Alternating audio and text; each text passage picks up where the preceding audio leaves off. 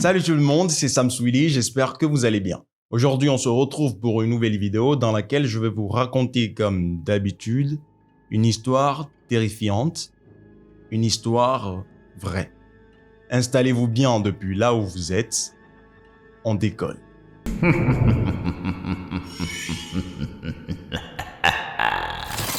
Cette histoire est celle de Grace. C'était en 2005, elle avait 25 ans et vivait au pays de Galles. Cela faisait des mois qu'elle n'avait plus vu sa mère, donc elle a décidé de prendre l'avion et d'aller la retrouver en République tchèque pour fêter Noël. Grace avait souvent l'habitude de voyager seule. Ce n'était pas la première fois qu'elle va à Prague, la capitale. Les billets d'avion étaient moins chers si elle prenait l'avion un jour avant le rendez-vous. Donc le plan était très simple. Elle prend l'avion, passe la nuit dans une auberge et rencontre sa mère le lendemain soir. Grace nous dit qu'elle a déjà séjourné dans des centaines d'auberges. C'était une pro des auberges. Grande, bizarre, sale, propre, bondée, clairsemée, lucieuse, elle a tout vu. Bien sûr, elle a déjà eu quelques expériences inconfortables, mais jamais rien de grave. Malheureusement, son auberge préférée de Prague était pleine pour cette nuit-là. Donc, elle a dû en trouver une nouvelle, pas chère, 12 €. Il n'y a pas de petites économies.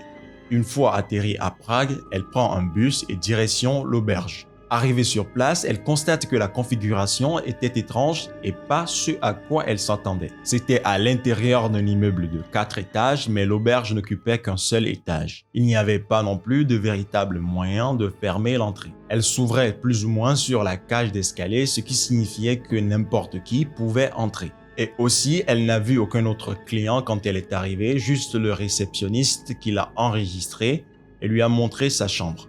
C'était un dortoir pour 10 personnes.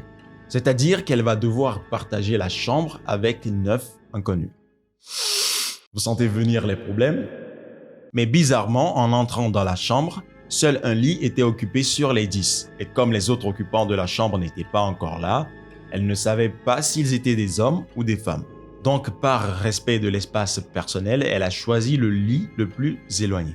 Après avoir changé de vêtements et déballé un peu ses affaires, elle décide de descendre manger. Alors qu'elle descendait, elle croise un homme dans la cage d'escalier qui montait. Il était seul, grand, avec de longs cheveux. Son visage était pâle et il schlinguait fort, trop fort. Mais comme je vous l'avais dit plus tôt, Grace est une habituée de tout ça, donc elle n'a même pas cherché à comprendre ni à voir son visage. Elle descend dîner dans un petit café. Après, elle fait des 100 pas autour du marché de Noël sur la place de la ville, histoire de se dégourdir les jambes, puis elle retourne à l'auberge. Mais c'était toujours la même ambiance. La chambre était toujours vide. Alors elle s'est dit que son coloc est probablement sorti pour une soirée. Grace nous dit qu'elle a des problèmes de vision, donc elle porte toujours des lentilles, même quand elle dort. Mais ce soir-là, elle avait très mal aux yeux, donc elle les a enlevés avant d'aller dormir. Plus tard dans la nuit, elle se fait réveiller par une voix qui venait de sa chambre. Quelqu'un parlait très rapidement avec des mots qui n'avaient aucun sens. Au début, elle pensait qu'elle rêvait, mais quand elle a voulu se lever, elle a été repoussée sur le lit. Maintenant, ses yeux sont ouverts.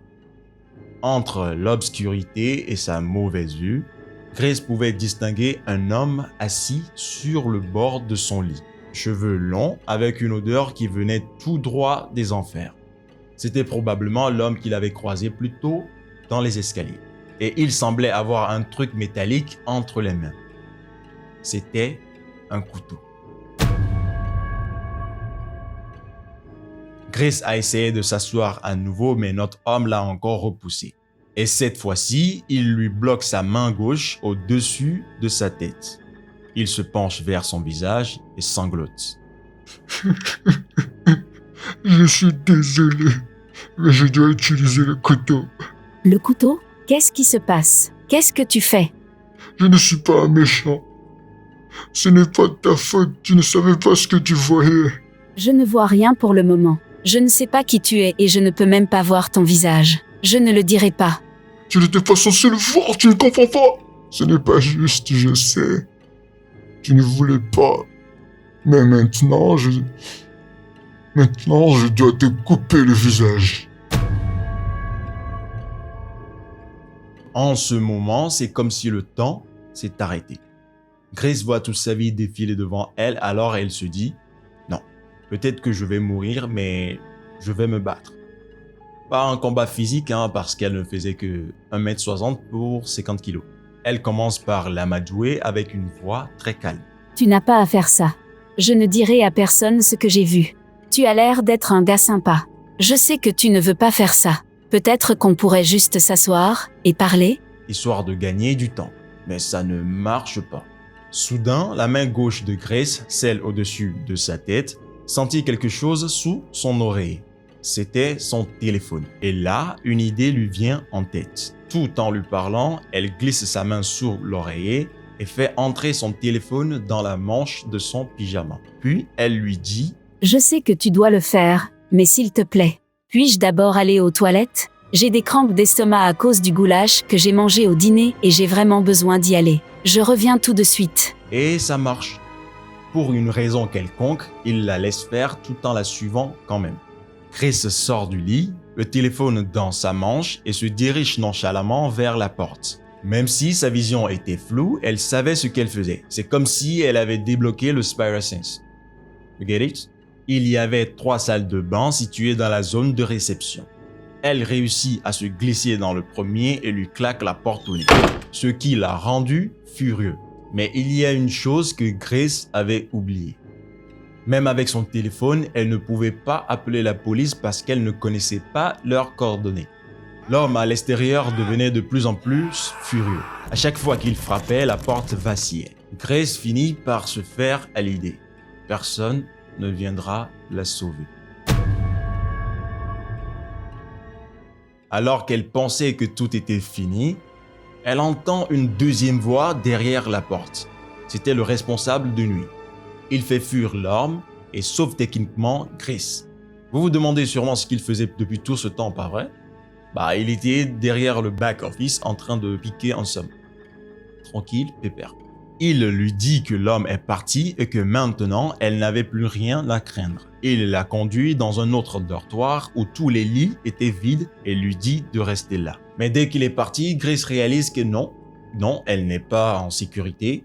Donc elle fait glisser une commode, un lit superposé et une table de chevet devant la porte.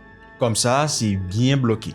Elle laisse la lumière allumée pour le reste de la nuit, une lime à ongles dans une main et un spray corporel en aérosol dans l'autre. Mais notre homme ne reviendra plus jamais. Aujourd'hui, Grace a 43 ans et elle va bien. L'auberge n'existe plus et quant à l'homme qui voulait son visage, c'est un putain de psychopathe. Voilà. Bon la famille, c'est la fin de cette vidéo. Je t'invite à laisser un pouce bleu si elle t'a plu et à t'abonner si ce n'est pas encore déjà fait. Rendez-vous dimanche prochain à 19h. D'ici là, prenez soin de vous. C'était Sam Swilly. Ciao.